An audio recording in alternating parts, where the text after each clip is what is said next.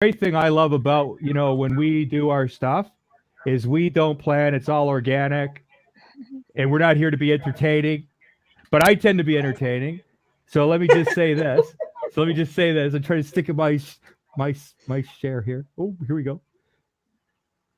Thank you very much, Anne Marie. Because of you, Samina gets to, this is day 948 Facebook Lives in a row. And it's way more fun to actually have that conversation with somebody live like this.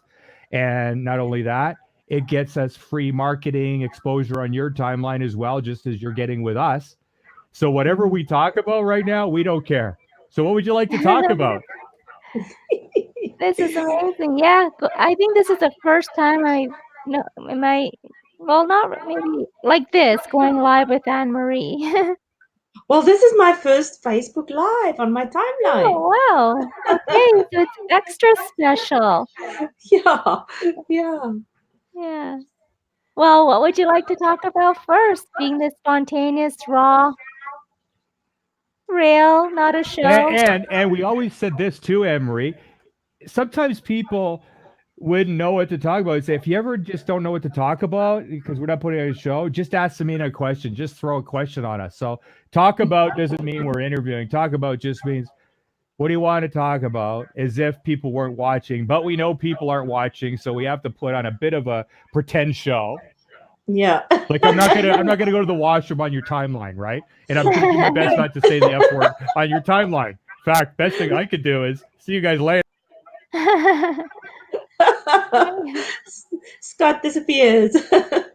He's behind the scenes. He's gone invisible now, but he's still here behind the scenes. That's what's so amazing about Streamer. It feels like it's a real studio as if you're in person, Yeah. right? Yeah.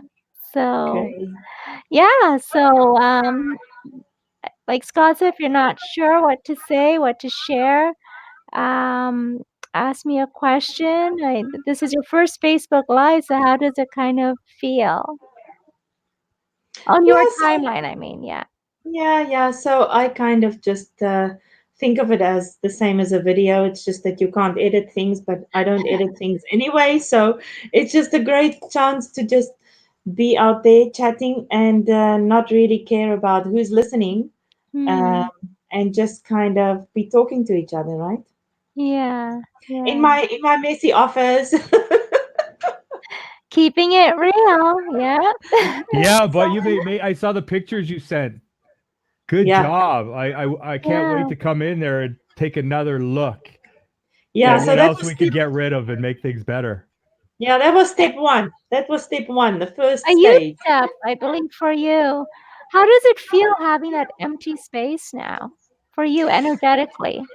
Well, so it was actually great because the cabinet with the glassware I actually gave to a neighbor friend who really would appreciate that. So that felt really good because it's pretty things that I kind of liked, but I just realized that it's just taking up space that I don't really use it, and it's better for me to use a space with stuff that I use. Mhm, mhm. So yeah, so it was nice giving it to somebody who would appreciate the pretty things and probably use it a little bit more.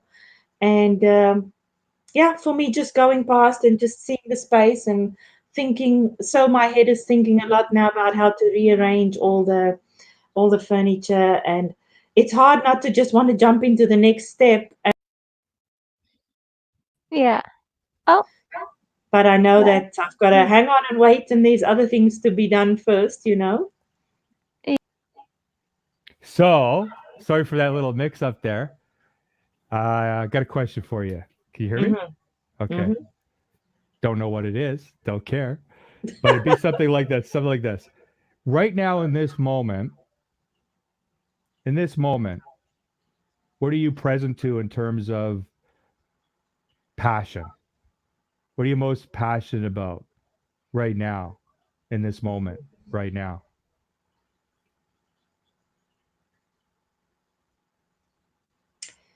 Hmm. That's a hard one because my head is always so full of stuff. What is your head most passionately trying to talk through your other thoughts to say to you? to answer my question. I think, I think what I'm most passionate about right now is just to get, I don't want to use the word organized. It's more to get, to make space for myself in not just in my workspace, but in my life. It just, yeah, I kind of just want to say to make space, making space, making room. So it's more than organizing, it's more about making space so that I can be who I am, whether it's business or whether it's personal. Because our lives get so filled with so many other things that kind of start forming our identities, and our activities become us. And it's just, yeah, making space for me to be me in all Mm, areas of life. I totally get it. I love it. I call it, mm, like in my physical space, I call it visual noise, as you know. Yeah, Just getting rid of the visual noise, mm. and I then when I like get rid of the that. visual noise, then I'm left alone with myself in a beautiful, serene room. Can't wait till yeah, you see the living room in 2 weeks. It's so amazing right now. It's better than ever. It just like, oh, it's like you're walking yeah, into a library or a yoga studio or something. I don't even know how to yeah, explain it. yeah, But then yeah, now now you're just left with your thoughts, and then you can see clearly, you know just the thoughts, and present to the thoughts, and then you can start to look at, what's that visual noise that's going on in the head, but it might be auditory. So yeah, I love that you're in that journey right now. I'm excited for you, what you're yeah, doing to transform your space.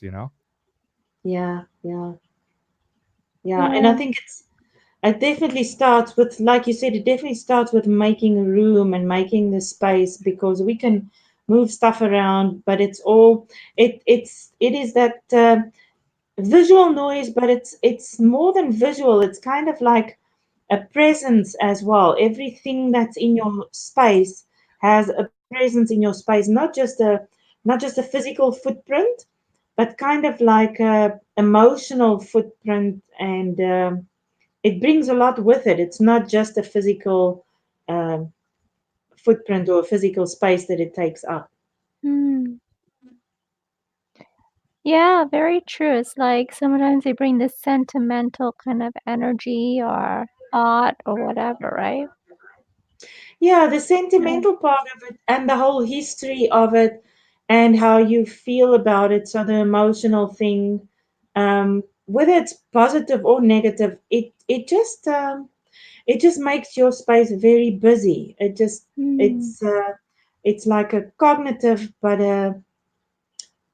yeah, like thought processes, like Scott was saying, even if you're just sitting in your office and in your home and you look around and you see something, there's immediately some thoughts and emotions attached to everything that's in our space. Yeah. And we Yeah. might not realize that because we're so used to having it there. Yeah. Yeah. It's like almost an automatic thing, right? You're not Yeah, but when you having move it, to. when you move it out of the space, like sometimes if you move something sentimental out, it's almost like you're missing it, you know? Hmm. But if you move something out, like the two big items that I moved out of my house this weekend, I don't have a sentimental feeling of I miss it. It's more a case of why didn't I realize that I don't need it there? It's more a case of that's totally fine for it to be gone, but I wouldn't have kind of thought of moving, of just making the move because I thought that it was storing things that I needed it to store in that space. But once Mm. I moved it out, it was like, yeah, I totally didn't need that there. Yeah. Yeah. So sometimes it just needs somebody